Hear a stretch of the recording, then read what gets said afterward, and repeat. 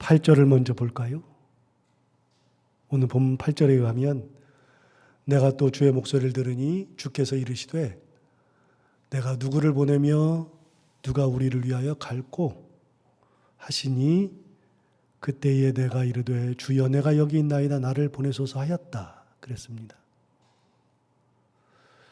내가 누구를 보내며 누가 우리를 위하여 갈꼬 하시는 하나님의 목소리를 들었다는 겁니다. 자, 하나님의 음성을 들었습니다. 그런데요, 이 하나님의 말씀은 지난주에 있는 말씀과 연결해서 우리가 같이 생각해야 하는데, 이사야가 하나님의 말씀부터 들었던 것이 아니라 천국에 가서 하나님을 뵌 것이 먼저였습니다. 하나님이 어떤 분이신지를 본 것이 먼저였고, 하나님을 섬기던 천사들이 어떻게 하고 있는지를 본 것과 천사들의 찬양을 들은 것이 먼저였습니다. 이사야가 천국에 올라가서 환상 중에 하나님을 뵀을 때 하나님은 저 높은 보좌에 앉으신 분이었고 그 하나님의 옷자락이 성전에 가득 차 있었습니다. 이사야가 천국에서 본 것은 다름 아닌 이런 장면이었습니다. 분명한 것은 다른 것은 있지도 않았고 보이지도 않았다는 겁니다. 유일하게 천국에서 볼 수 있었던 것은 하나님의 보좌와 보좌에 앉으신 하나님 그리고 그의 옷자락이 전부였습니다. 세상에 있을 때는 세상 것이 보였고 눈 돌릴 것이 많았을지 몰라도 천국에 갔더니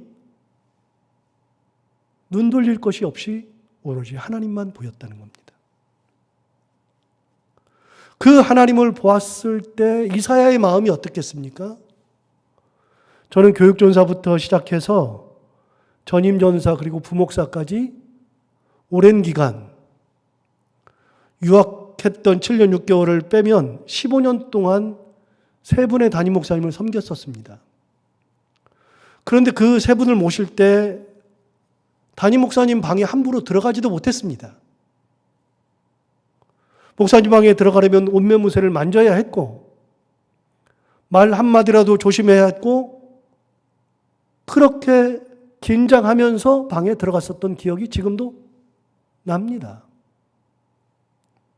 뒤집어서 여러분, 지금의 교역자들이 제 방에 들어오는 것이 쉽겠습니까? 아무리 제가 잘해준다 그래도 그것이 쉽겠습니까? 사실 얼굴도 잘 쳐다보지 못하고 눈과 눈을 마주하는 것도 사실 어렵습니다. 보고를 한다거나 결제를 받아야 한다거나 제 판단과 결심이 필요할 경우에 어렵게 이 모든 과정을 거쳐야만 하죠. 당연하지 않겠습니까? 여러분들은 어떻습니까? 여러분은 제 방에 들어오는 것이 쉽습니까? 절대로 그렇지 않죠. 사실 제게 말을 붙이지도 못하는 분들도 많이 있습니다. 아무리 잘해준다 그래도 편하게 해준다 그래도 사실 말 붙이는 것도 쉽지가 않습니다. 여러분 천국에 올라간 이사야를 한번 생각해 보십시오. 하나님을 보았을 때 어떤 모습이었겠습니까? 그 광경을 생각해 보면 하나님을 쳐다도 보지 못할 정도의 그런 상황, 하나님 앞에 갔을 때의 그 장엄함 앞에 머리를 숙여야만 했던 그런 상황 가운데 하나님을 배웠습니다. 아무 생각이 나지 않습니다. 하나님을 뵈는 것만으로도 그것만으로도 다른 것은 전혀 느끼지 못할 만큼의 위대함 앞에 머리를 숙여야만 했었습니다. 여러분 얼마나 장대합니까? 얼마나 감동입니까? 거기에 있다는 것만으로도 황홀할 것이었을 겁니다. 그러니 이사야에게 딴 생각이 들기나 했을까요? 그 위대하심과 강대하심 앞에 스스로가 작아지는 경험을 하게 될 겁니다. 진짜 작아졌을 겁니다. 그래서 그는 갑자기 이렇게 고백합니다. 뭐라고 고백하냐면 5절에 보면 이사야의 고백이 나옵니다. 누가 시킨 것도 아닙니다. 이렇게 고백합니다. 그때에 하나님의 영광을 본 겁니다. 그때에 내가 말하되 화로여 나로 망하게 되었도다. 나는 입술이 부정한 사람이요 나는 입술이 부정한 백성 중에 거주하면서 만군의 여호와이신 왕을 배웠음이로다 하였도다.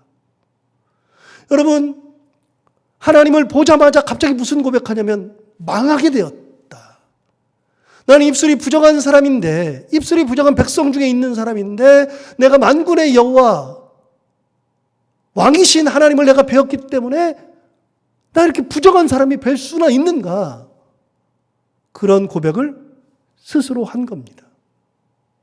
갑자기 자기의 추악함이 느껴졌고 부정함이 느껴졌고 그런 자기가 하나님을 직접 본다는 것이 얼마나 큰 절망인지를 깨닫게 되었습니다. 여러분, 뒤집어 볼까요? 이사야가 이렇게 고백했잖아요. 화로다 나여 망하게 되었도다. 그렇게 고백했는데 뒤집어 보면 여러분, 하나님이 이사야에게 야, 너 나를 봐? 네가 부정한데 빨리 너 부정하다고 고백해 라고 하나님이 말씀하신 적이 없습니다. 천사가 이사야에게 너 어떻게 하나님을 볼 수 있어? 너같이 부정한 애가 너 빨리 하나님 앞에 회개해. 너 입술이 부정하니까 망하게 되었다라고 너 빨리 해 라고 한 적도 없습니다. 누가 시켜서 그러는 것이 아니라 이사야는 자기도 모르게 이런 고백을 한 겁니다. 여러분, 하나님의 음성을 아직 듣지 못했습니다. 아까 하나님의 음성을 들었던 얘기를 했지만 사실은 그건 8절이고요. 하나님의 음성을 듣지도 못했습니다. 하나님을 본 것에 불과한데 그 하나님을 보자마자 자기도 모르는 사이에 화로다 나여 망하게 되었도다라고 고백하고 말았습니다. 시켜서 하는 거라 그러면 내가 뭐가 부정해요? 내가 뭘 잘못했다고? 라고 반항했을지도 모릅니다. 시켜서 하는 거라 그러면 그런 간절함이 없었을 겁니다. 그런데 마음에서 우러나오니까 누가 시킨 것도 없는데 자기 고백이 시작된 겁니다. 화로다 나여 망하게 되었도다. 자기도 몰라요. 그런데 분명한 것은 그렇게 부정한 존재가 하나님을 본다는 것은 망하는 것임을 즉각 깨달았다는 것이고 자기 자신도 알지 못하는데 나도 모르는 사이에 그런 고백을 했다는 겁니다. 여러분, 우리가 하나님 앞에 서면 다 이렇게 될 겁니다. 사실 여기까지 하나님은 말씀 한마디 안 하셨는데도 이사야는 하나님을 본 것이 전부임에도 그렇게 고백했잖아요. 여러분, 그런 경험 없습니까? 저는 그런 경험이 있습니다. 제가 존경하는 분 앞에 서면 저절로 저 자신을 돌아보게 됩니다. 나는 어떻게 살았나? 그리고 그분이 내 추악함을 알아볼 것 같은 그런 마음도 있습니다. 마음가짐이 달라지고 그분 앞에 서기만 하면 말씀 한마디 한마디가 얼마나 귀한지, 평생 하나님만 바라보고 헌신하며 살았던 그런 분들, 영성훈련을 하면서 자기 자신을 절제하며 살았던 그런 분들, 희생하며 살았던 그런 분들 앞에 서기만 해도 내 자신이 정화되는 것을 느낍니다. 저절로 정화가 됩니다. 함부로 말하지 못합니다. 여러분, 사람이 사람을 볼 때도 그러는데요. 하나님 앞에 섰을 때 이사야가 어땠을까요? 저는 이사야의 이런 고백이 충분히 이해가 됩니다. 저라도 그렇게 했을 것입니다. 하나님은 말씀 한마디 하지 않으셨어도 이미 그 앞에 죄를 고백하고 하나님께 저 자신을 다 드리게 될 겁니다. 이사야는 그렇게 고백했을 때 하나님의 음성을 들었습니다. 자기 자신이 부정함을 고백할 때, 저절로 자기 속에서 우러나는 것이 고백되어질 때, 추악함이 느껴질 때, 그때 하나님의 말씀을 들었습니다. 아까 읽었던 8절을 다시 한번 볼까요? 하나님이 이렇게 말씀하셨습니다. 내가 또 주의 목소리를 들으니 주께서 이르시되 내가 누구를 보내며 누가 우리를 위하여 갈고 하시니 그때 내가 이르되 내가 여기 있나이다 나를 보내소서 하였다 그랬습니다. 하나님의 음성이 뭐였느냐면 내가 누구를 보내며 누가 우리를 위하여 갈고, 하나님의 부르심이 있었습니다. 하나님은 보낼 사람을 찾고 계셨고 자원하는 심령을 부르고 계셨던 겁니다. 그런데 이사야가 뭐라고 대답했느냐면 주여 내가 여기 있나이다 나를 보내소서라고 이사야가 즉각 응답했습니다. 적극적으로 응답했습니다. 여러분, 생각하고 말 것이 없습니다. 하나님의 위대함 앞에 섰을 때, 하나님의 존전 앞에 있을 때, 하나님의 말씀을 들었을 때, 나도 모르는 사이에 내 부정함이 고백되어질 뿐만 아니라 하나님께서 부르실 때 재고 말 것도 없습니다. 내가 어떻게 가지? 뭐 하지? 그런 생각을 할 필요가 전혀 없습니다. 제가 이런 고백을 했었는데요. 제가 영락교에 있을 때 인도 선교사라고 가라는 부르심을 받았습니다. 인도로 가면 모든 것을 다 해줍니다. 복지가 너무 좋습니다. 영락교회 선교사들은요, 복지가 너무 좋습니다. 뭐 한 달에 250만 원을 생활비로 주고, 사역비 다 주고, 한국에 오면 그 비행기 싹 다 주고, 한국 체류비 다 주고, 아이들 교육비 다 주고, 총회도 연금 들어주고, 뭐 거기서 어디 움직이기만 해도 신청하면 돈을 다 주고, 그러니까 은퇴하고 나서도 별로 지장이 없는 최고의 선교사가 영락교회 선교사라고 저는 알고 있습니다. 저를 보고 인도 선교사를 가라는 겁니다. 저는 그때부터 미칠 것 같았습니다. 가기 싫어서. 이런저런 핑계대면서 안 가려고 했습니다. 기도시키는데 정말 죽을 것 같았습니다. 그런데요, 제가 만약에 지금 이사야와 같이 하나님 앞에 섰을 때 하나님이 말씀을 하셨다면 제가 그렇게 되고 있었을까? 안 그랬을 것 같은데요. 그때는요, 하나님이 보이는 게 아니라 제가 보였습니다. 내가 가면 죽을 것 같았습니다. 내 인생을 허비하는 것 같았습니다. 말도 안 되는 건데요. 그런 생각을 할 때가 있었습니다. 여러분, 사람은 이 세상에 살 때, 상황 속에 살 때, 시대 속에 살 때, 하나님을 보지 않고 나를 생각할 때, 다른 것들을 생각할 때는 여러 가지를 생각하게 됩니다만 하나님만 보이고 하나님의 음성만 들을 때에는 절대로 그렇게 안 됩니다. 이사야가 적극적인 응답을 합니다. 이번에 안식년이 있어서 이탈리아랑 그리스를 일부러 오래전부터 계획했습니다. 정말 가고 싶었고 못 본 데도 많았고 가서 은혜도 받고 싶었어요. 여행하면서 여러 군데를 다니는데 여러 생각이 났습니다. 지난주에 말씀드린 것처럼 인생은 한 번 사는데 이런 생각이 많이 들었습니다. 왜냐하면 가는 곳마다 그분들이, 제가 다니는 분들은 2000년 전에 죽은 사람, 1000년 전에 죽은 사람, 500년 전에 죽은 사람, 그리고 현 세대에도 죽은 사람들을 진짜 찾아다니면서 그분들이 위대한 일을 했는데 위대한 일을 하고서 갔더라고요. 그리고 저는 그 사람들의 발자취를 따라가는 거예요. 인생을 한 번 사는 건데 그 사람들이 하나님을 보고 살았으니 진짜 인생 한 번 사는 인생 하나님 보고 살아야지, 그런 생각을 했습니다. 두 번째, 오늘 본문 이어지는 것처럼 하나님은 시대와 상황에 따라 사람을 쓰셔서 그 시대와 상황을 하나님의 섭리 가운데 인도하신다라는 확신이 들었습니다. 다시요. 하나님은 시대와 상황에 따라서 그렇게 맞는 사람을 쓰시고, 그래서 그 시대와 상황을 하나님의 섭리 가운데 인도하신다는 거였습니다. 여러분, 이탈리아는 약 3000년의 역사가 종합된 나라고 그리스는 3500년의 역사가 종합된 나라입니다. 예수께서 이 땅에 오셔서 십자가를 지고 예수님을 통한 구원이 이루어지기 시작한 다음부터는 약 2000년이라는 시간이 흘렀습니다. 그런데요, 그 2000여 년 사이에 참 놀라운 일들이 있었습니다. 지난 주일에는 사도 베드로와 사도 바울의 이야기를 우리가 나누었습니다. 기독교 초창기, 예수께서 돌아가시고 난 다음 그 예수를 알리기 위한 복음의 사자들이 활동하던 시대에는 순교자를 찾으셔서 그 시대에 맞는 순교를 하게 하시고 신학을 전파하게 하시고 말씀 가운데 살아가는 영혼으로 만들기 위한 하나님의 부르심이 있었습니다. 사도 베드로나 사도 바울은 2000년 전에 그 시대에 맞고 그 상황에 맞는 일꾼을 부르셔서 하나님께서 쓰셨던 겁니다. 분명한 사실은요, 오늘날의 상황과 시대에는 더 이상 사도 베드로나 사도 바울이 필요한 시대가 아닙니다. 하나님께서 사도 바울이나 사도 베드로를 부르는 시대가 아닙니다. 그런 상황도 아닙니다.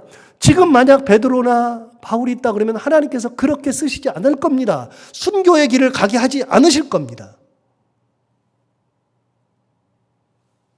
하나님은 시대와 상황에 맞게 사람을 쓰시고 그래서 그 시대와 상황을 하나님의 섭리 가운데로 인도하신다는 겁니다. 시대에 맞는 일꾼을 부르시는 겁니다. 시대가 바뀌면 바뀐 시대에 맞는 일꾼을 부르셔서 사용하시고 상황이 바뀌면 상황에 맞는 일꾼을 부르셔서 사용하시더라고요. 가는 곳마다 느끼는 겁니다. 아시시에 갔을 때에는 몇 번 말씀드렸지만 1300년대 활동했던 프란체스코라고 하는 사람이 당대 타락으로 병들었던 기독교를 깨우는 사명의 일꾼으로 살았습니다. 당대는 로마 시대가 아니었기 때문에 핍박의 시대도 아니었고 그래서 더 이상 핍박은 없었고 초대교회처럼 예수님이 누구신지 십자가가 무엇인지에 대한 심도 깊은 해석이 필요한 시대도 아니었습니다. 1300년이 지난 그 시대에는 기독교가 익숙했고 예수님은 항상 듣는 그런 분이었고 그들은 기독교를 신앙으로 가지고 살았던 시대입니다. 십자가를 목에다 걸고 다니기도 했고 십자가를 손에 조그마한 걸 만들어서 십자가를 들고 다니는 사람도 많았고 그런 시대였을 뿐만 아니라 사람들은 교회에도 충성하던 시대였습니다. 더 이상은 순교자가 배출되는 시대가 아닙니다. 그런데 그 시대는 사도 바울이나 사도 베드로처럼 목숨 걸고 신앙을 전하는 사람들이 필요한 시대가 아니라 그 시대는 타락이 만연한 시대였습니다. 신앙을 가졌으나 타락이 만연했습니다. 진정한 십자가의 삶의 시대가 아니었죠. 성직자가 타락했고요. 여러분 고아원의 시작이 어디서부터 시작되는지 압니까? 고아원의 시작은 성직자들의 타락에서부터 시작됐습니다. 진정한 십자가의 삶을 살지 않았습니다. 예수를 믿고 예수님의 사람으로 산다 하면서도 진정한 예수님의 제자가 없던 암울한 시대였습니다. 그래서 중세를 암흑의 시대라고 하잖아요. 여러분 중세를 서로마 제국이 멸망한 453년부터 동로마 제국이 멸망한 1453년까지인가 그때까지 약 1000년을 얘기합니다. 여러분 서로마 제국이 멸망하던 그 시대에는 어떤 일이 벌어지냐? 기독교를 더 이상 핍박의 종교로 하지 않았습니다. 기독교를 얼마든지 믿어야 됐고 기독교만 믿어야 했었습니다. 그러니까 기독교 신앙을 가졌습니다. 그래서 그때부터는 성직자들이 죽음에 쫓기는 시대가 아니라 성직자들은 모든 것을 다 누리는 시대였습니다. 돈도 많았고 권력도 가졌고 심지어는 왕마저도 교황 앞에 무릎을 꿇던 시대였습니다. 그래서 여러분 그 시대가 너무나도 좋은 시대라고 생각하는데 교회사에서는 그 시대를 화석화된 시대라고 말합니다. 여러분 화석이 뭡니까? 화석은 딱딱하게 굳어버린 겁니다.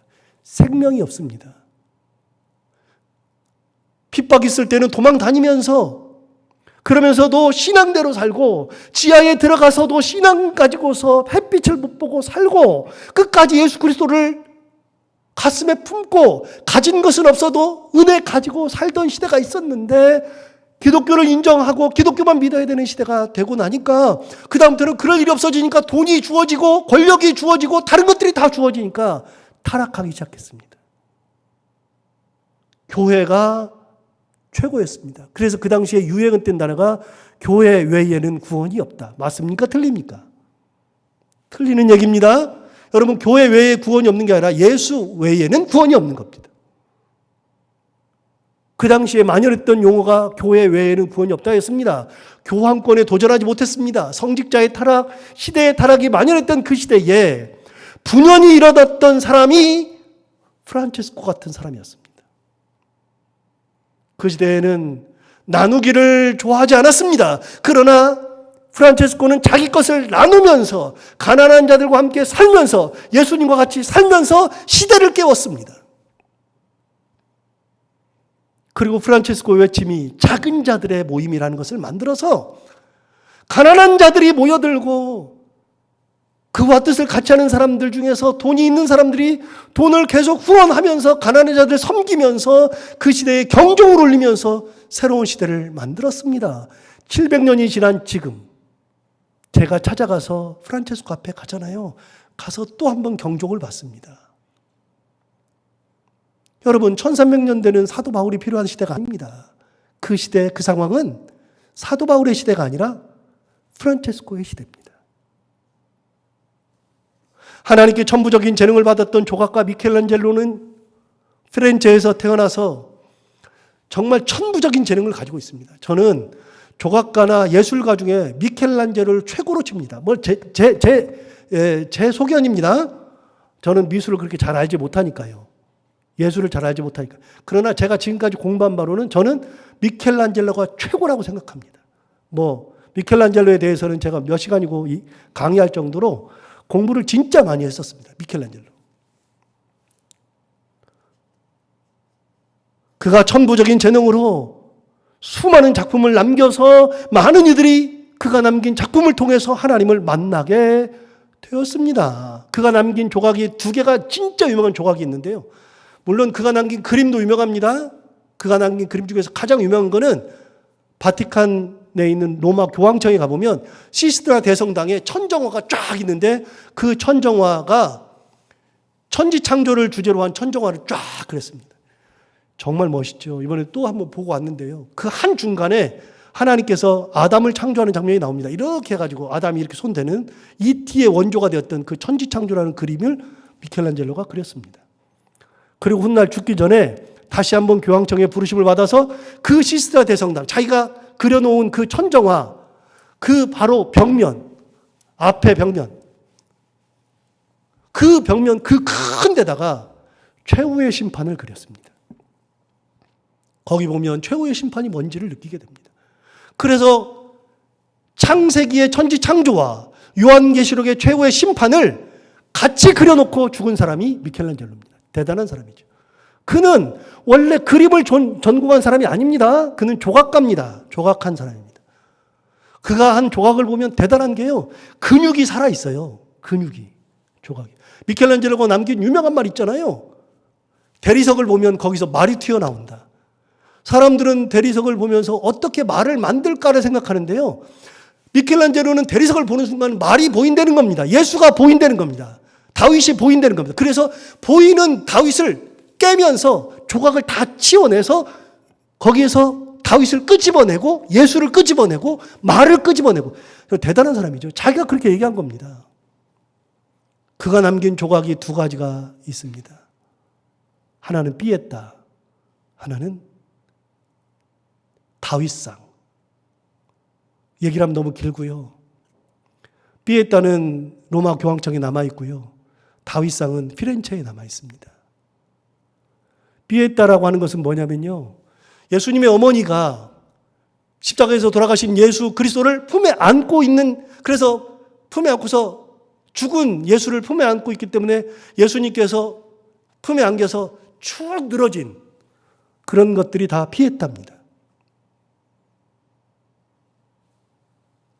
여러분, 그가 남긴 다윗상은 참 위대합니다. 그런데요, 제가 그 얘기를 하려고 하는 게 아니고요. 미켈란젤로의 그 천부적인 재능을 통해서 하나님을 만나는 시대였습니다. 왜냐하면 당대에는요, 성경이 주어지지 않던 시대였거든요. 그 당대에는 조각가가 시대의 부르심을 받았습니다. 무슨 말이냐면요, 당대는 성경을 주지 않았습니다. 성경을 읽을 수가 없었습니다. 이유는 2가지인데요. 첫 번째는 문맹이 많았습니다. 글을 읽을 수 있는 사람이 거의 없었습니다. 아예 그냥 줘도 읽지도 못했습니다. 그런 사회죠. 우리는 글을 다 읽는 시대가 됐지만 조선시대만 해도 글 읽는 사람이 많지 않았습니다. 그러니 중세의 그때에는요, 글을 읽는 사람 자체가 거의 없었습니다. 그러니까 성경을 줘도 읽지도 못합니다. 2번째, 성경을 읽을 수 있다 할지라도 성경을 주지 않았습니다. 성경은 오로지 교역자들 거였습니다. 사제들 거였습니다. 그래서 그 당시에는 성경을 가르치지 않았습니다. 그래서 가톨릭은요, 천주교는요, 1962년 이전까지는 성경이 없었습니다. 가톨릭이 성경을 읽게 된 것은 1962년 이후부터입니다. 바티칸 제2공회의 이후부터 그 당시부터 성경을 읽었습니다. 그러면 그 사람들은 성경을 어떻게 알 수 있었을까요? 여러 가지 방법이 있는데요. 두세 가지 방법이 있는데 첫 번째는요. 교리를 가르쳤습니다. 성경은 가르치지 않는 대신에 교리를 가르쳤는데 이걸 가르친 겁니다. 하나님은 누구일까? 가르친 겁니다. 예수님은 누구신가? 성령은 누구인가? 교회는 무엇인가? 천국이란 무엇인가? 천사는 누구인가? 헌신이란 무엇인가? 기도는 무엇인가? 성경과 상관없이 그냥 그것만 가르치는 겁니다. 아, 그래서 기도가 이거고 하나님은 이런 분이고 그렇게 배운 겁니다. 여러분 성경 공부라는 것은 가톨릭에 원래 없습니다. 우리처럼 뭐 갈라디아서 성경 공부, 요한계시록 성경 공부 그런 건 아예 있지도 않았습니다. 교리만 가르쳤습니다. 그럼 예수님에 대해서는 어떻게 알아요? 그냥 교리를 통해서 배운 겁니다. 그런데 또 하나의 방법이 있습니다. 예수님이나 하나님을 알 수 있는 방법은 그림을 통해서였습니다. 그래서 그림을 그렸습니다. 천지 창조를 그려놓고 아, 하나님이 저렇게 천지를 창조하셨구나를 배운 겁니다. 예수님 십자가를 그려놓고 그걸 통해서 배운 겁니다. 그리고 조각가의 상을 통해서 예수님을 만났습니다. 피에타를 통해서 예수님을 만난 거죠. 당대에는 미켈란젤로가 굉장히 중요했었습니다. 너무나도 중요했습니다. 그렇게 미켈란젤로는 문명의 시대, 암흑의 시대에 하나님을 만날 수 있는 근거를 하나님께서 천부적인 재능을 주셔서 그를 불러서 쓰심으로 해서 그 사람들이 하나님을 만나게끔 하는 부르심을 받았습니다.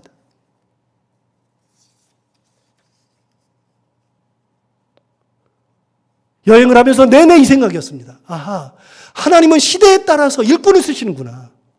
그냥 쭉 설명을 하고 생각해 보니까 지금까지는 막 이 사람 저 사람 생각했는데 시대별로 생각해 보니까 하나님이 시대에 맞게 사람을 쓰시는 거구나.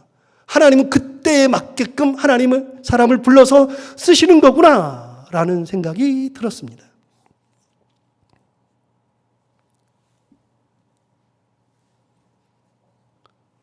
여러분, 이사야는 어떻게 부르심을 받았습니까?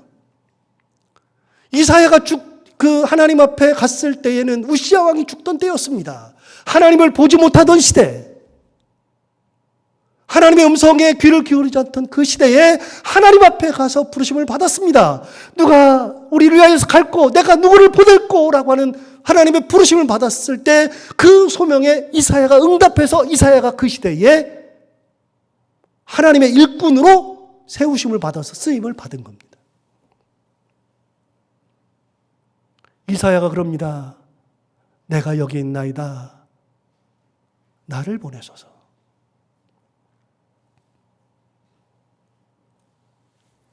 그랬더니 하나님께서 이사야에게 이렇게 말씀하십니다. 본문 9절에 가면 이렇게 말합니다. 여호와께서 이르시되 가서 이 백성에게 이르기를 너희는 듣기는 들어도 깨닫지 못할 것이요 보기는 보아도 알지 못하리라. 그렇게 선포하라는 겁니다. 여러분, 얼마나 이 선포가 무시무시한 선포냐면 이렇게 선포하는 겁니다. 하나님이 너희를 사랑하신다 선포하는 거 얼마나 좋아요.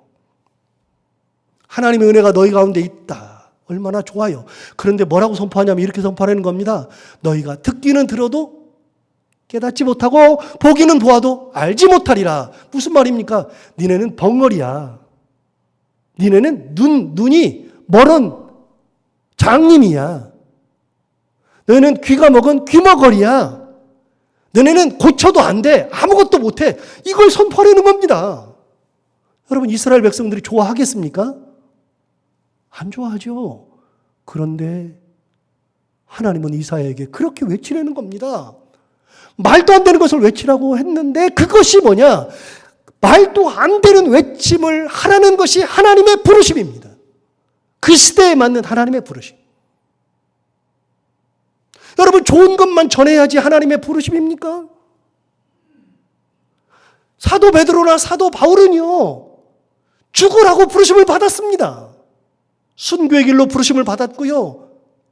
고난 가운데 부르심을 받았습니다. 말씀을 전하면서 영광을 받은 것이 아니라 고통 가운데서 살았습니다. 그게 하나님의 부르심. 말이 됩니까? 하나님 믿는 사람이 고난 가운데에서 부르심을 받는다는 게 말이 됩니까?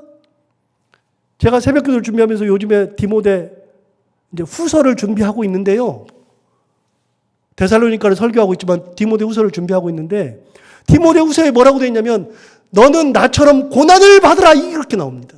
여러분 자기 아들에게 양아들에게 디모데에게 사도 바울이 뭐라고 하냐면 나처럼 고난 받으랍니다. 말이 되는 얘기입니까? 하나님 믿고 하나님 은혜 가운데 있으니 네 길이 형통할 것이다. 너 잘 될 것이다 라고 말해야 될 것 같은데 그런데 당대 사도 바울은 고난 가운데 있는 것이 부르심이었고 순교의 길을 가는 것이 부르심이었고 그 아들마저도 고난 가운데 살으라고 부르고 있는 것을 볼 수 있습니다. 여러분 이사야는 이스라엘 백성들에게 좋은 소리를 하라고 부르심을 받은 게 아니고요. 너는 귀머거리야. 너는 벙어리야. 너는 장님이야. 들어도 깨닫지 못하고 보아도 알지도 못해. 너희는 절대로 안 돼. 안 돼. 이 부르심으로 선포하려는 겁니다. 10절 볼까요? 10절 보면 이렇게 말합니다. 이 백성의 마음을 둔하게 하며 그들의 귀가 막히고 그들의 눈이 감기게 하라. 여러분 이게 말이나 되는 얘기입니까? 하나님께서 이사야를 불러서 그 백성들에게 희망을 선포해야 될 텐데 아니에요. 이 백성들에게 귀를 먹게 해라. 눈으로 장님 만들어라. 그 말입니다. 염려하건대 그들이 눈으로 보고 귀로 듣고 마음으로 깨닫고 다시 돌아와 고침을 받을까 하노라 하시기로. 나 그들을 고쳐줄 마음이 없어. 고침 받을까 봐 두려워. 그러니까 아예 그냥 귀머거리 만들어. 장님 만들어. 이게 하나님의 뜻이었습니다. 11절부터 13절 볼까요? 내가 이르되 주여 어느 때까지니까 하였더니 주께서 대답하시되 성읍들은 황폐하여 주민이 없어질 때까지 가옥들에는 사람이 없어질 때까지 이 토지는 황폐하게 될 때까지 여호와께서 사람들을 멀리 옮기셔서 이 땅 가운데 황폐한 곳이 많을 때까지 아예 그냥 초토화될 때까지 외치라는 겁니다. 제가 이 설교를 준비하면서 깜짝 놀랐습니다. 아 이게 이사야의 부르심이었나? 13절 보면 이렇습니다. 그러면서 하나님 말씀하시는 겁니다. 그 중에 10분의 1이 아직 남아 있을지라도 이것도 황폐하게 될 것이다. 10분의 1마저도 황폐하게 될 것이다. 밤나무가 상수리나무가 배임을 당하여도 그 그루터기는 남아있는 것 같이 거룩한 씨가 이 땅에 그루터기니라. 다 없어져도 그루터기는 남아있을 거다. 그루터기. 다 없어져도 남아있는 사람은 있다. 그래도 깨닫는 사람이 있다. 그 사람 내가 쓸 거다. 그 사람 내가 인도할 거다. 여러분, 하나님은 시대에 맞는 일꾼을 부르십니다. 제가 그러면서 여행하면서 계속 생각했습니다. 그러면 하나님, 오늘날의 우리의 부르심은 뭡니까? 하나님 우리를 지금 이 시대에 맞는 일꾼으로 부르실 텐데 우리는 어떤 소명이 있습니까? 하나님 우리 교회에는 어떤 소명을 주셨습니까? 하나님 우리 성도들은 가정에서 받은 소명이 뭡니까? 계속 질문이 그거였습니다. 이사야는 그렇게 부르심을 받아서 그렇게 살았고 베드로나 바울은 그렇게 부르심을 받아서 시대에 맞게 살았고 프란체스코도 그렇게 살았다면 하나님 그러면 이 시대에 우리 성도들은 그리고 저는 어떤 부르심 가운데 있습니까? 우리는 어떻게 응답해야 합니까? 이게 제 질문이었습니다. 우리는 순교의 시대에 살지 않습니다. 우리는 기독교가 타락했기 때문에 프란체스코 같은 삶을 살 수 있는 시대가 아닙니다. 너무나도 많은 조각가들이 있어서 이제는 피에타를 만든다 그래서 거기서 하나님을 만나는 시대도 아닙니다. 그럼 오늘 이 시대는 우리에게는 어떤 소명이 주어졌을까요? 한 가지 확실한 것은 그런 거였습니다. 우리 교회를 가만히 생각해 보니 이제 45년이 지났습니다. 50주년을 향해서 갑니다. 저는 50주년을 준비를 벌써부터 하고 있습니다. 우리 교회는 50주년이 됐을 때 이런 교회 정도는 되어야 되겠다. 하나님 앞에 이렇게 쓰임은 받아야 되겠다. 진짜 열심히 기도하면서 준비하고 있습니다. 여러분 45주년이 되었는데 가만히 생각해 보니까 제가 3대 목사예요. 1대 목사님이 계셨고 2대 목사님이 28년 계셨고 제가 3대째 7년째 있습니다. 1대 목사님은 무슨 소명을 받았을까? 이곳이 다 제가 듣기로는 뻘이었다고 들었습니다. 그래서 비가 오면 장화를 신고 교회를 찾아와야 됐던 그런 지역이었습니다. 여러분, 원래 이곳은 정말로 대단한 곳도 아닙니다. 천호동은 유명했어도 암사동은 유명한 곳도 아닙니다. 이런 곳에 교회를 세웠습니다. 1대 목사님께서 사랑하는 성도들과 함께 교회를 세웠습니다. 그때의 소명은 무엇이었을까요? 그때는 뻘밭에 교회를 세우는 것이 소명이었습니다. 그때 비가 오나 눈이 오나 하나님의 전에 장화 신고 와서도 하나님의 은혜를 갈망하면서 교회를 만드는 것이 하나님의 소명이었을 겁니다. 얼마나 힘들었을까요? 제가 그걸 그때 시대라면 제가 감당할 수 있었을까요? 여러분, 제가 들으니 1대 목사님은 그 당시에 여기에 평상 있고 그러면 거기 가가지고서 술 드시는 분들과 같이 앉아서 있기도 하고 바둑 두시기도 하면서 그들을 전도했답니다. 그럴 수 있죠.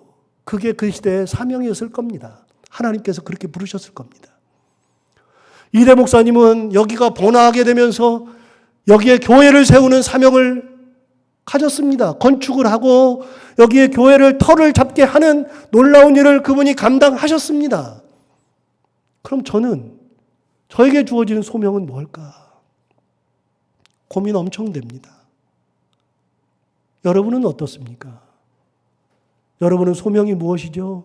여러분이 결혼해서 한 가정에 아내가 되고 남편이 되었을 때 여러분이 가정에서 받은 소명이 무엇입니까? 사람마다 다 다를 텐데 우리 어머님들이 가지고 있었던 그 소명과 내가 받은 소명은 질적으로 다를 겁니다. 시대가 바뀌었으니까요.